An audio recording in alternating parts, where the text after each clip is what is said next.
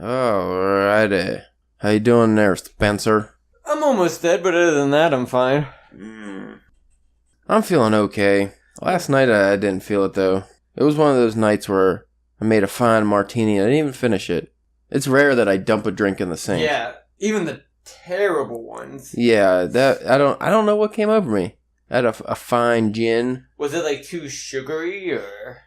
Oh, martini. It was a dry martini. Oh, okay. Dry. Real dry. Real dry. Dry like Mike Pence's wife dry. Real dry. Yeah, I don't know. I was just very disappointed. It was like getting a hand job by a hooker, but you just have a half chub and you're not into it, you know? It's very sad. So you and the dude from the Patriots have something in common then? Yeah, but he's paying for his. Yeah. Which he doesn't really need to. No. See, the trick is, once she's done, you run. But just buy something better. Yeah. Like something that's not being brought in through slave trafficking. Like, bring in somebody who's like, high class, looks attractive, and like this is something that she wants to do. This is her choice. A career girl, if you will. Yeah, don't get the person that the only way they got into America was to, give off old fashions. Yeah, that's what people are mad about. I'm mad about that. I don't like that either. I want my woman of the night to be into it just as much as I would. This is gonna get me in trouble. My girlfriend's like, she'll know I'm joking, but like her friends will listen to this and they're like, "What the fuck, man? He's buying these hookers." Well, trust me, where we live, the hookers are cheap, and two, you don't want them. Nope. You have to give them money to stay away from you. Like they really put the hook in hooker because I've seen some fucking Captain Hook, some pirate shit, peg legs, like the dude, like the captain from Family Guy. Yeah, yeah.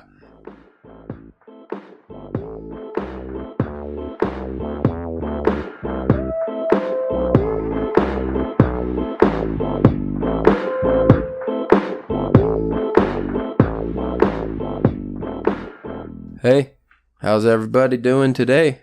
You are listening to the Drunken Pen Writing Podcast. I am your host, Caleb James. As with me, as always, is Spencer, the Sudanese sex shaman Church. Hello there, everybody. Now, you're not feeling too well today. You're a little under the weather, if you will. A little under the weather. I figure that is a perfect way to go in today's topic, then, which is fiction scenes that make us sick. I'm going to make that echo when I do the edits. Sick. Maybe that's a horrible title.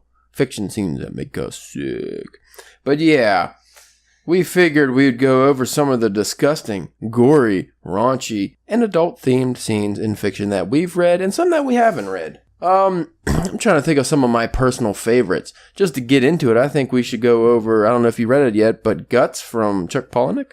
No, I haven't I started a new book the other day. It was You're Gonna Get On Me because it's a Stephen King book, but it's The Bazaar of Bad Dreams. It's his newest short story collection. Right. So I figured hopefully... Isn't it a couple years old now? Yeah.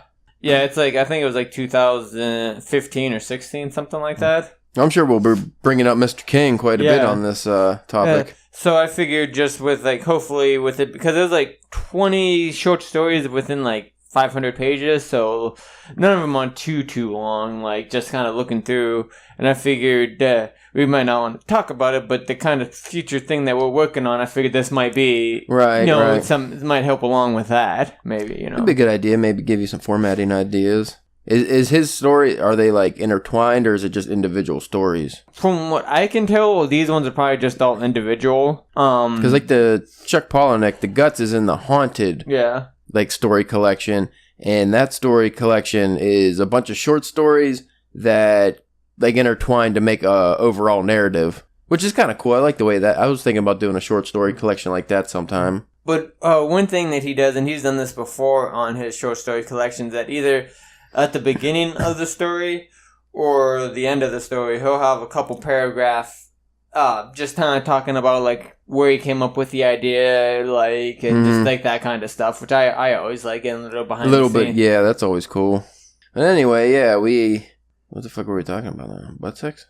Damn it, always, every time. But just different gross scenes that we've just off the bat have known. If you've read like any fourth issue of The Walking Dead, True, I didn't even think of putting comics in this, but or the show, like even if you don't might not be as popular as it is, it still gets kind of gross. Yeah, I mean they're doing the whole whisper rock now, so people are walking around with zombie skins over their faces. So well, the reason I brought up Guts by Chuck Palahniuk is because that one actually, at least apparently, I obviously wasn't at any of these readings, but when he went around the country reading the story, he would have people throw up, faint, fall over, many different gross reactions to a gross story. Yeah. And I thought that was kind of cool, so that's what kind of got me into reading the book. The book was really, really gross, but I felt it was just for the sake of being gross. And like the Gut story is about a kid, like I won't give the whole story away, but let's just say it ends up with the kid jerking off in the bottom of a swimming pool. His butthole tube gets sucked into the pool vacuum, and then it rips it out, and you could see he sees the vitamin that he ate that morning in his intestine lining with all these veins going through it. It was really descriptive, and I think he ends up ripping his guts out or something. Yeah, so that was definitely a scene that made me sick. I'm not a huge, the gore, you'd think with being such a Stephen King fan that I am, big gore would be, the thing that I'm really into. But it's not, my favorite. I don't watch, a shit ton of horror movies. Those, I'll watch them, but, those aren't, I know, a friend of ours at a comic book store, every month of October, he watches at least one, horror, Halloween kind of movie. I'm not that big into it. Because, I remember, what was that one graphic novel you let me borrow? That Black Holes?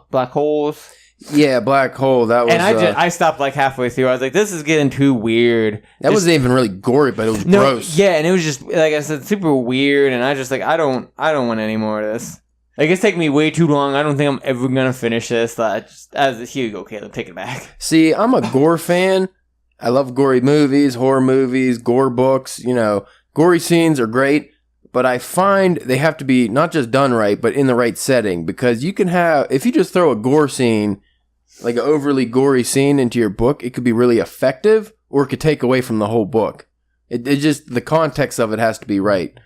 Because I don't know if you've ever done this, but I've read certain books or short stories where it was really good, and then all of a sudden they just it's almost like having a sex scene just thrown there for no reason. It could just throw off the whole feeling of the book, and there's no need for it. For instance, Misery.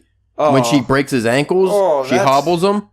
Which I think I didn't read the book. Isn't it worse? It's not just a sledgehammer. Doesn't she cut his leg off or something? No, but I think I can't remember in the movie. But in the movie she uses a sledgehammer and hobbles him. But I thought in the book I can't remember. Does she do one? Or she does both of them. I was gonna say she does both in the book. That was a very that was one of the more movies that are truer to the story in the book. Right. Because if you look at it, it's kind of more of a simple kind of tale. You know what I mean? You only have a couple characters. And wouldn't that be nice to just throw it off topic, just to hobble some of your customers? And they're just in a small room for most of the movie. So that was, if you like the movie, read the book. It's highly entertaining. But I feel that that scene didn't take away from, obviously, because that's what everybody remembers. It just, that's just a way to do it perfectly, because as far as I know, the story wasn't overly gory in any way, and except for that part was really, that's what stands out. Or another Stephen King is Gerald's Game. I only watched the show, but when she has to cut her wrist to get it out of the handcuffs that she's stuck in. To use the blood as a lubricant. Yeah, because she's handcuffed to the bed, and she pulls her wrist out. It was so gross, and that was the only really gory part of the story that I know of. At least in the show. Well, in the book... Or in the movie, rather, not a show. In the book, this dog gets into the house and, starts to, eat and chew on the husband that had the... They did have that in the movie, but it didn't really, show it too much. And then I think, towards the end, I think she kind of starts to have a little bit of, hallucinate a little bit, or, have these weird dreams with, the husband, talking to her with, most of his face off, and stuff like that. But as I read that book, I was just I have no fucking idea how this is gonna end. What's he gonna do? Because I've heard of it. I heard of the concept of, lady gets stuck chained to a bed, but I never checked out the synopsis or read like or seen the movie or anything like that. So as I'm reading, I'm just like, is she just gonna fucking die in the bed? Is this the way it played out? But then it didn't happen, obviously. Yeah, that was a really, really fucked up scene. Yeah, but that was a good example of using a really gory kind of scene to heighten the book. See, Chuck Palahniuk's book, the whole thing is gory. Yeah. Every fucking story is just gross. So I feel like it just makes it lowbrow and it's not a very good read. It's fun, I guess. It's entertaining if you're into that stuff, but I didn't think it was very good. To jump back real quick, off topic. Did you ever see that video? I saw it on Facebook, but I'm sure you can find it on YouTube. But it's this lady, like big heavyset lady, and she starts doing the she asked for the misery books that the writer in the book wrote, and whenever they're like, well, we don't have that, and she just starts freaking out, talking about like screaming how she wants her book and calling everybody dirty birds and stuff like that. Because I saw it on a friend's timeline, and like I messaged her, I was like, is that like, do you know if that was like somebody just fucking around or somebody being serious? It was somebody just fucking around, but I loved it, and I'm like, I just give it to the cloak, because he's just standing there like kind of laughing with a big smile on there, and then when she gets done towards the end, he's just like, would you like me to try to order that for you? if you're looking for something to laugh at for a couple minutes, you need to look that up. Fucking wonderful.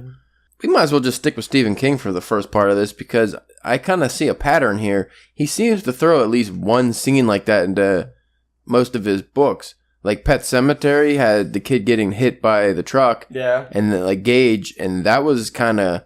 He didn't go into the gore too much, but he like described a shoe flying off, I think. And, well, then whenever like he's kind of walking around in the zombie-ish yeah, kind and he of was form. gross.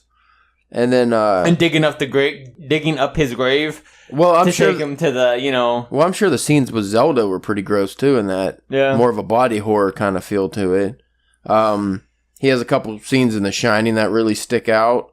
You know, the blood. Was the blood elevator in the book? I think so. Yeah. He had the murdered twins, and obviously the zombie lady ghost thing in the bathroom. I mean, a lot of stuff that's in the movie is in the book. They just don't go through like explaining any of it. Yeah, like the people in the soft fairy masks and stuff. Like they just like, hey, here's some fuckers in some weird masks trying to blow somebody. Let that freak you out for a minute. To be fair, you can't have a 5-hour movie. I mean, fair enough. I always really enjoyed the movie. I never. The Steve Weber like TV that was more movie, real to the book. And I mean, it was. I would like to see it done now on like a HBO, or fuck it, even if it's on some kind of streaming service, which I fucking hate. But I would like that tried again, like what they're doing with The Stand. The only problem is it's so hard to beat Jack Nicholson's performance.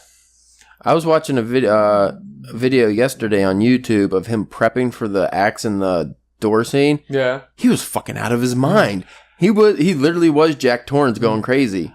I always said if you could somehow time travel to cast the perfect movie to have that era Jack Nicholson to be the Joker at any time would be the greatest thing ever. You know, like, there would still be psychologists now making money off of that from all the fucking terrible nightmares that he'd be giving people. He would definitely induce some nightmares. Like, even though you kind of see him as a crazy old man now, he was such a good fucking actor. Yeah. Even now when he wants to be, he's just amazing. I just think it's like his health now. Like, I think he has trouble reading and remembering lines and stuff like that. He's pretty old. He's obese. He's done a lot of coke, I think. He's put in his time. Oh, yeah. Just to finish off Stephen King, because I don't want to talk about his books the whole time. It. Now, that's kind of an example of a fucking... There's a lot of scenes in that movie, but obviously the big one everybody talks about that's not in the movies is the child orgy. Yeah. That is one that threw a lot of people off, and that still kind of haunts him to this day. Not him necessarily, but people... give him shit for it. Yeah. But if you read it unbiasedly, like, it's a pretty decent scene. Like, he's not like... Oh, he's not being gross about it. He's not like, airtight, let's cram up all the holes and everything like that. It's just kind of like, it's like, she's gently kind of making like love to like all of her friends and stuff. Again, too, I mean, as adults, obviously you're going to read that as a bunch of kids having sex, but the way it's written, because I've read that scene, it's more of the kids' experience with each other. Because if you're, like 13 or something and you're with a 13-year-old girl or boy, you're not thinking you're doing anything wrong necessarily as far... Like, you're not thinking you're being a pervert or something. And throughout the whole story, he does a good job at that point. You feel like she has real feelings for everybody there, and they all have... like actual feelings for her. Like I said earlier, it's just not like I thought he captured the kind of the minds of adolescents very well.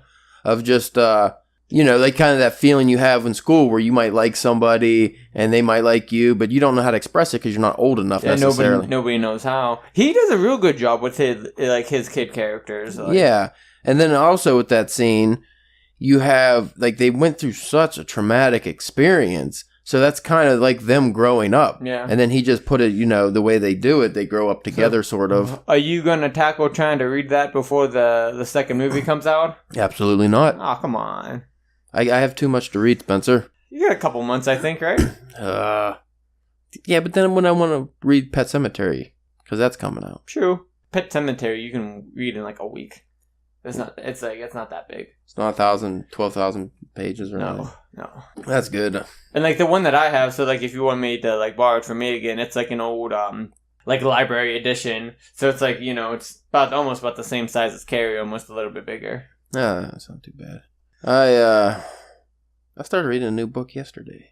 And then I'm reading 2 other books at the same time. So are you still working on the boxing book? Yeah. But I figured that one's probably a little bit easier to read a little bit, put to the side. That's nonfiction, so I can kind of just read that whenever. So when I'm reading a novel, because I don't like reading 2 fiction novels at the same time. Yeah.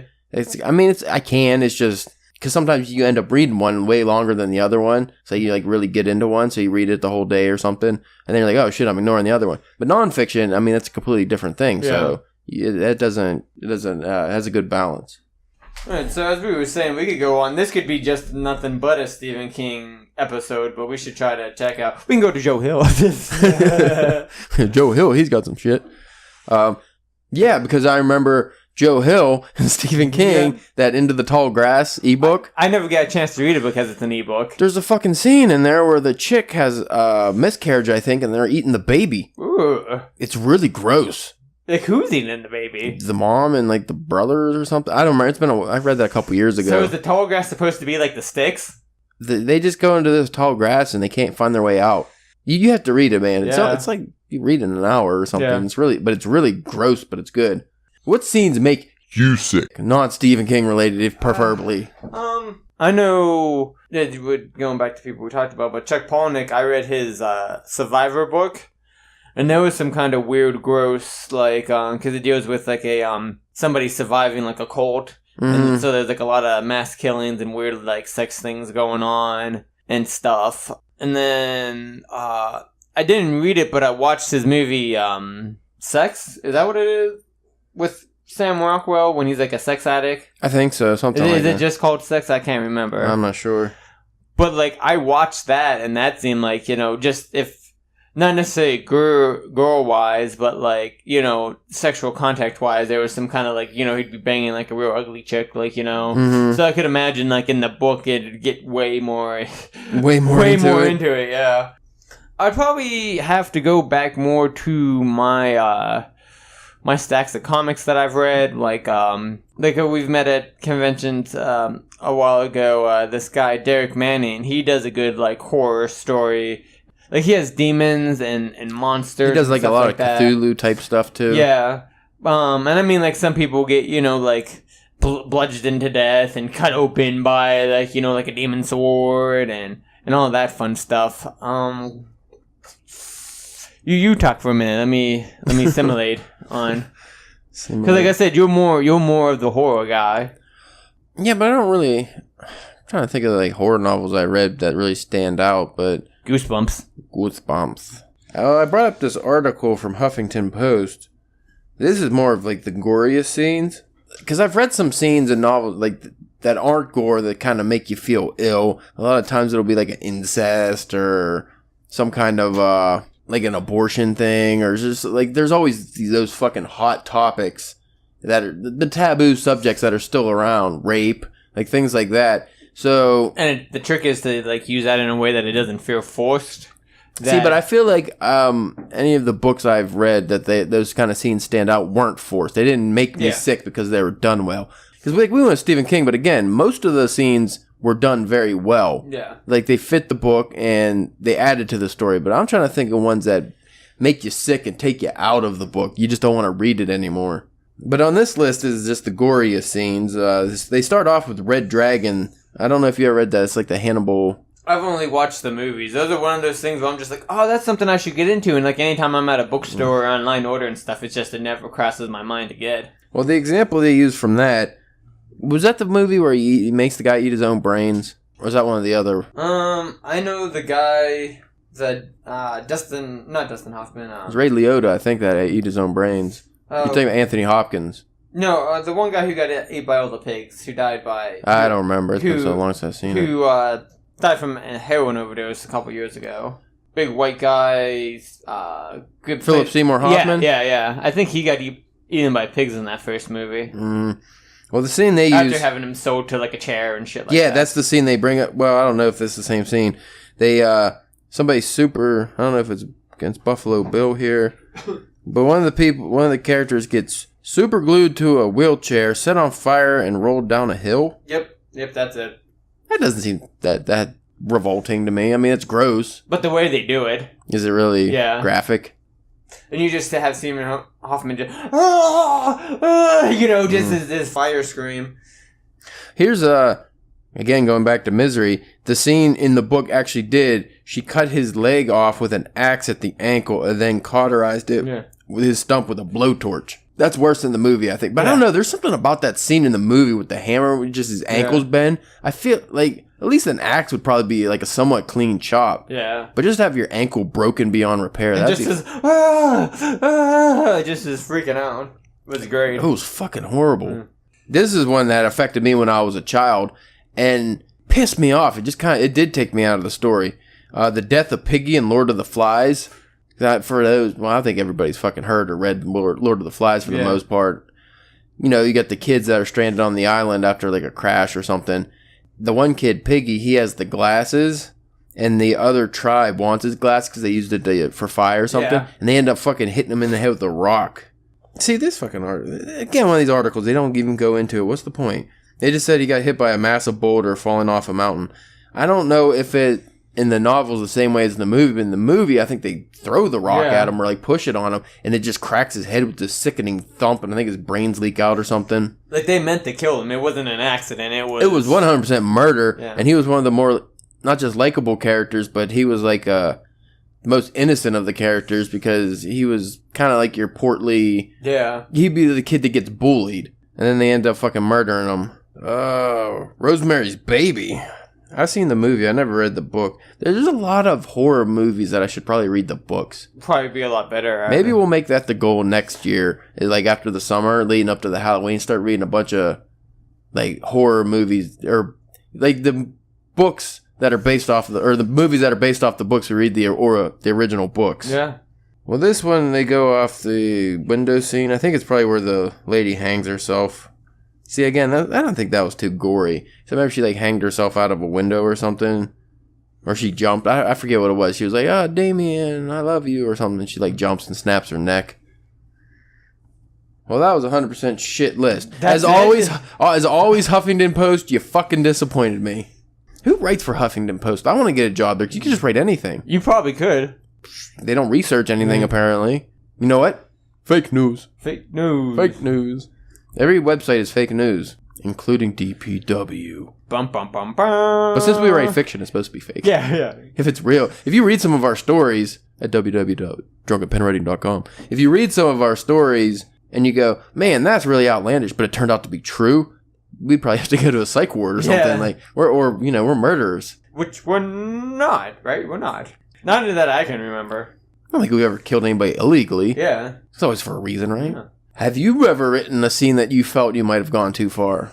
No, I haven't gone that. Because even like the short story that I'm working on, there can be spots where there's gore, like where it gets kind of gory, and I just Granted, this is still my first draft, so I have to add some stuff onto it. So I'm sure that's where I'll like plump it up a little bit more, is getting more into that kind of detailed stuff. What do you feel after talking about some of these scenes, especially the Stephen King ones that make a book stand out, that maybe you should include? Because your story's about cannibals. Yeah. So maybe it should have a little bit of something like that. Maybe just throw in like 1 or 2 scenes here and there that'll not just catch the reader's attention or throw them off guard, but that'd be kind of the standout scene that you always talk about. I've been debating on how to look up how to like fillet a person, but then I'm worried the government's gonna come to my house. Yeah, I don't know if you could Google that. Yeah, if you really go into that, that's gonna be kind of fucked up. Just go into like surgically cutting the meat off the bone. I'll have to go to like the library or something.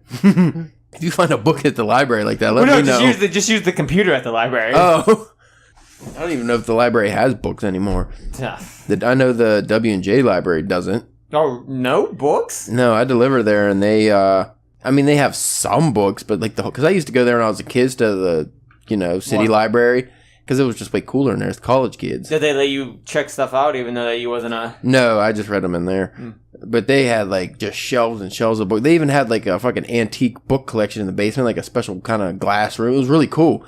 But now, like, I haven't gone downstairs because they remodeled, but the upstairs, it's just like seats, and they have like a couple shelves of DVDs. That's it. A bunch of computers. That's lame. It's really lame. It's like, come on. I like the feel. I want my library to have fucking books, man. Yeah, it needs to have that smell to it.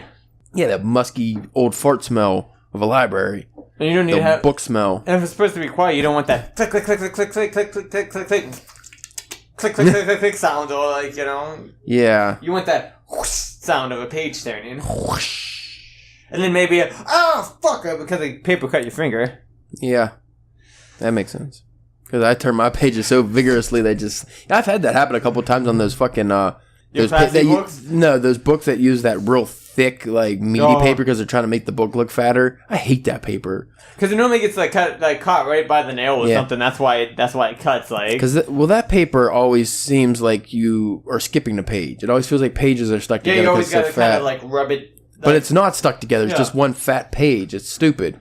I don't know. The only thing I hate more than that is that real cheap, shitty paperback paper they use for the mass paperbacks.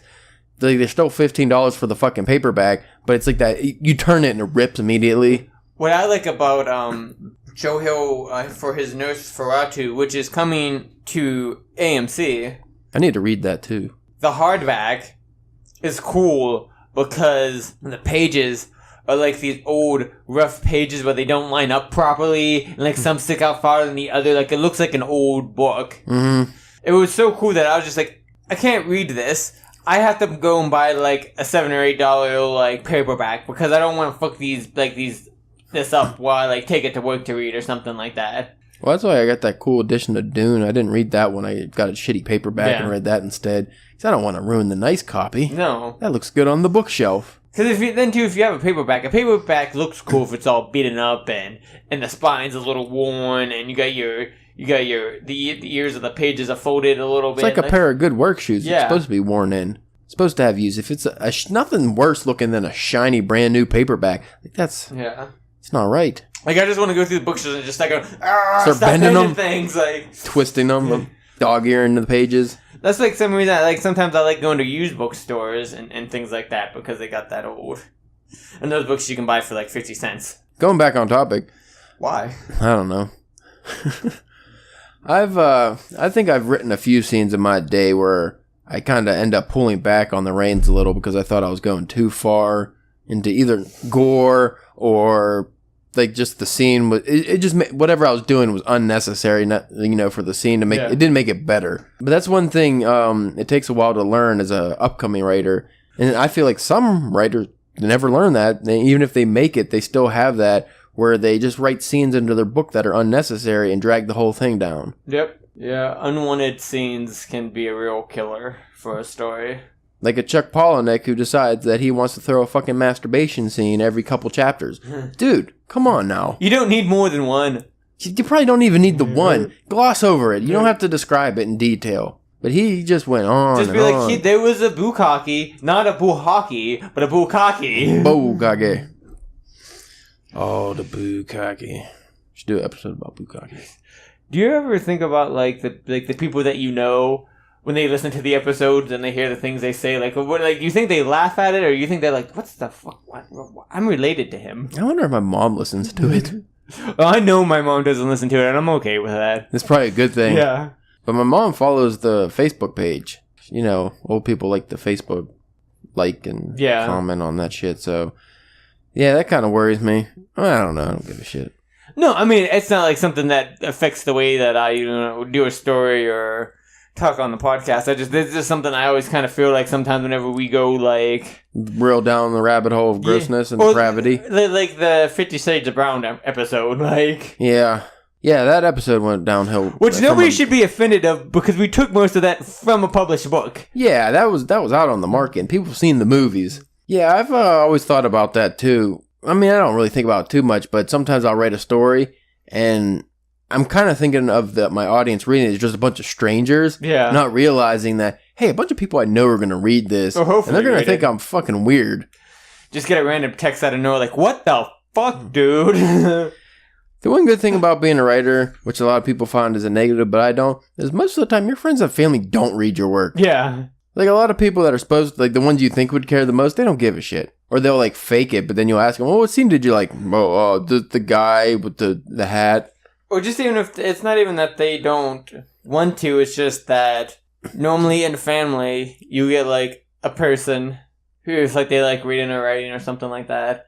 You know, they're into that kind of stuff where it's not everybody's like Stephen King's family where everyone's a heavy writer. Yeah. Like normally it's like, how many like out of 10 people in your general area are into reading and writing? Or if they're into one, they're not going to be into the other one. I think you're the only person I know that likes reading in my vicinity. Like in like a 10-mile radius. Yeah. It's very fucking rare. It's very disappointing too. Most of the people I know who are into what we are, I've met online. Yeah. And they don't live around here. Everybody around here just likes fucking football. Football. Hook 'em, chick 'em, duck 'em. Columbine, people are jumping and being majored and... my favorite thing is the fat fucks around here who all they do is sit around and drink beer all day and they just talk shit about the professional athletes. Like, like, oh, that fucking look, he look how fucking slow he ran to the end zone. He wouldn't have got tackled if he ran faster. It's like, yeah, because I'm sure you would have fucking ran faster. Or just even like people like on SportsCenter and stuff. Like anytime Skip Bayless gives anybody shit about anything, I'm just like, can you walk without a walker? Like, can you? Yeah. Well, because I've never seen you do anything but sit and wave your arms crazily. One time, I forget who it was that called him out on, it was like, dude, you played one season of fucking basketball in high school. And he just, like, he didn't have a response for it. It's like, how are you going to shit on people that are so much better than you at something? It's like, I'm not going to go, well, fucking Mike Tyson. Man, back in the day, he was a pretty good boxer, but he would have been better. Like, I can't fucking... He's shit now, I'll tell you that. Yeah, I'll fucking whoop his ass. Well, I mean, a fucking corn dog. Yeah. I don't want to talk about fat people anymore. No. Piss me off. I always eat my cornbread. Matter of fact, you better give me your cornbread, boy. You can have it. Oh, that's very nice. Yeah, I don't want it. You don't want the cornbread? No, you can have it. What's wrong with the cornbread? Yeah, but it's your cornbread then, sir. Yeah, it's my cornbread there, boss. I always wanted to be on a chain gang like Cool Hand Luke. I mean, I guess I don't. That's probably horrible. But just the stories. Yeah. Fixing up to the line there, boss. What to make it even, you could be the guy who runs the chain gang, and then you can be the guy in the chain gang. Well, you got to be in the chain gang for the story. You can't be the guy that run it. If you're the guy that runs it, you get to go home at the end of the night. Master got me working. Yeah. Shouldn't say that. I shouldn't. That's Cool Hand Luke. Is it? Was there even any black guys in that movie? I don't know. I don't think so. Bunch of old white guys in the chain gang. It's been a long time since I've seen that movie. Speaking of scenes that make you sick. Cool Hand Luke when he had to eat like the 50 eggs. Hard-boiled eggs. That was fucking gross. What about in that first episode of Black Mirror when dude fucks a pig? That didn't bother me so much. Because you don't really see him fucking the pig. I mean, he shot a lot of like grunting and close-ups of his face, but I kind of just felt like that was like if you were watching like a Donald Trump sex tape. Yeah. Ooh, like the poor girl that has to be in that with him. So it'd just be like a pig humping a pig then? I guess. Black Mirror had quite a few of those gross scenes, but that was probably one of the worst ones. You know what? Fuck it, we're gonna go big or go home. I don't know if they should have started the season off, because a lot of people got turned off immediately from that, but then the rest of it's so good. Now, what about like something like Evil Dead or anything like that? Or is because it's such a comical slant to it, it doesn't do anything to you? I feel Yeah, things like that. That when the whole movie has it, or even like books, if the whole, like Chuck Palahniuk, you start like it starts off with guts and stuff, so you get real grossed out. But then when the whole fucking book's like that, you get desensitized. It doesn't have the same effect anymore. I'm trying to think, what was the movie with the scene where it had the fat kid? I think he was like in a pie eating contest or something, and then he ends up throwing up on everyone. Was that Stand By Me? Maybe. Yeah, that was based off a Stephen King short story. Fucking Stephen King has some good ass scenes, man. Yeah. I mean, master storyteller. May have to end up renaming this episode Stephen King Makes Us Sick. But in a good way. But we just had the Stephen King episode like last week. Well, I mean, that was a really old one. It was about hookers and Stephen King, but he was in the title. Yeah. Draws the views. That one did pretty well, too. I'm trying to think. What other nasty scenes I can find here? See, the problem is I read so many fucking books a year. They get, like, mixed together. Yeah, I just kind of lose focus of... Until somebody, like, if somebody brought it up and you were like... Oh, yeah. Oh, wait, okay, yeah, you can recall it, but to just bring it out of the ether out of nowhere. Somebody brings it up, I can recall every fucking event of the book, but when you just try to think on, what book did I... And then I have to go down the list. And I haven't been reading a lot. I've been reading a lot of classic literature, and usually those don't have scenes of grossness. You fancy fuck. Real fancy. I got plenty if you want to borrow them. I got some shit to go through first, but I'll take you up on it. If you want to go down that wormhole. Wormhole.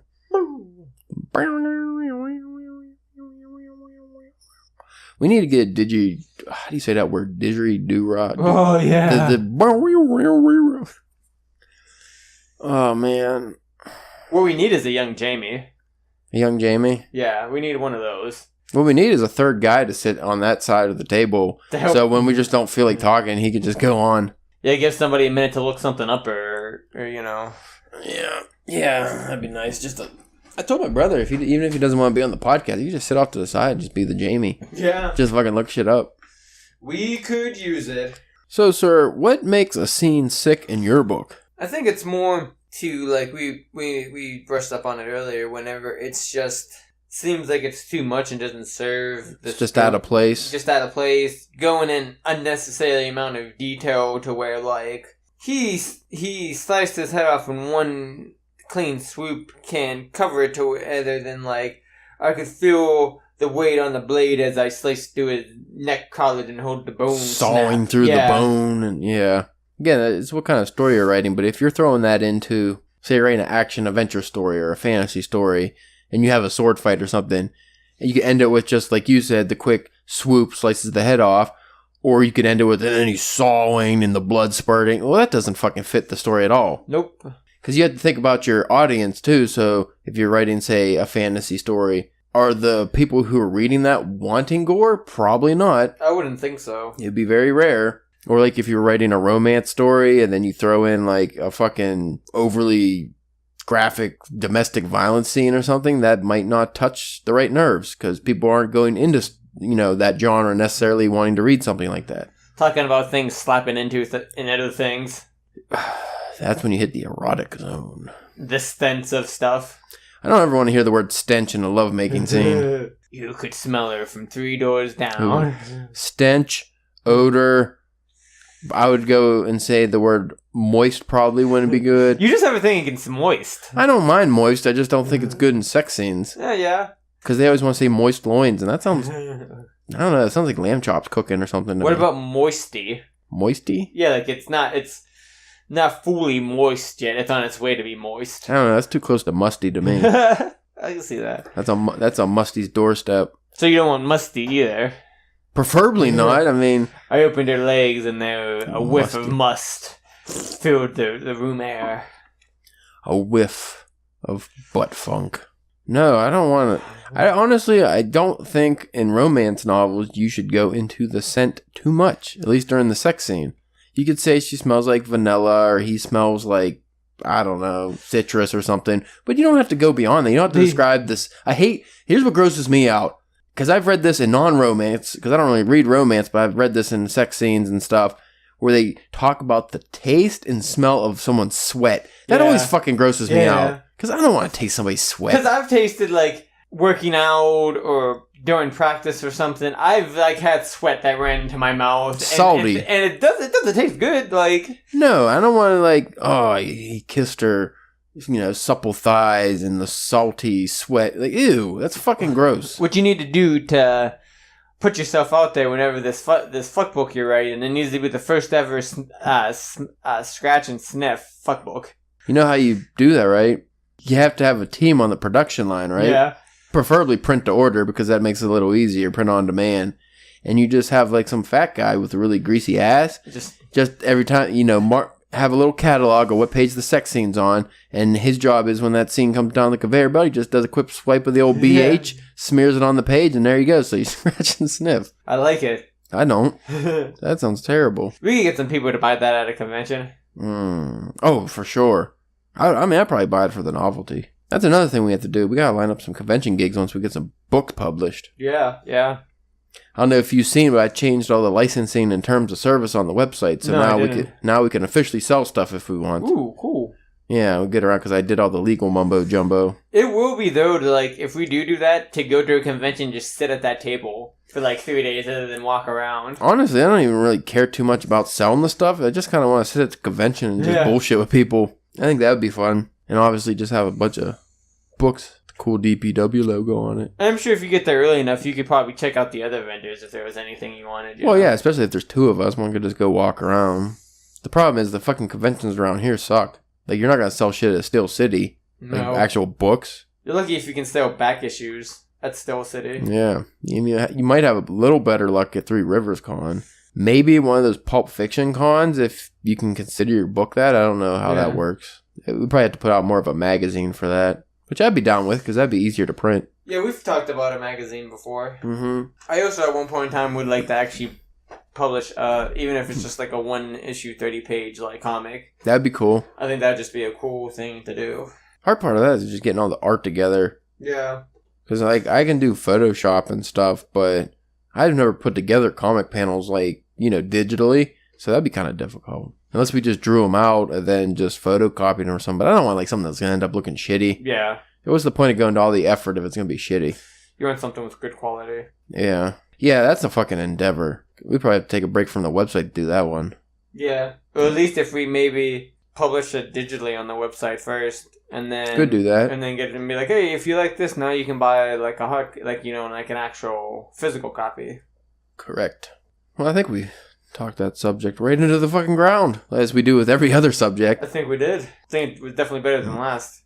Yeah. I think it's a topic we should revisit sometime, too. Maybe actually come up with a list of our personal favorite gross scenes or scenes that we, ruined books for us. Maybe do a poll or something on Twitter, get some other other people's opinions, what they like. Yeah, we just kind of did this because I was, like, next to death. Like, so. Yeah. Yeah, you weren't feeling too good, so you didn't want to do a crazy episode. I think that's a good idea. We'll do this. This will be part 1, and then sometime down the line we'll do part 2, and we'll get some audience feedback. Because I think make them do all the fucking work. Right? Yeah. Well, we doing all this shit. We're not getting paid. Nope, we are not. I mean, we could probably get paid if we sold some ads or something. That's effort. Yeah. And things and I don't know. I don't want dick burner ads on my. I would rather do a Patreon than dick burner ads. But I don't know how many people would want to pay. So I feel like even the higher up podcasts don't get a lot of money from Patreon. Yeah. And we'd have to come up with a good structure of different goals and tiers and be able to deliver on those. Yeah. Because there's nothing worse whenever you back like a Kickstarter or a Patreon and you don't get nothing for it. I know. I fucking the last Kickstarter I backed, I didn't get my reward for almost 2 years. It's like, what the fuck? What was it? Noise canceling earbuds. Like you could change the volume of them. So say I'm writing or something, I can just turn it off, just flip. It's auto. It's not it's like manual. There's no wires or anything. Yeah. And you can pretty much just shut out the world. Like, if you just stuck earplugs in, I guess.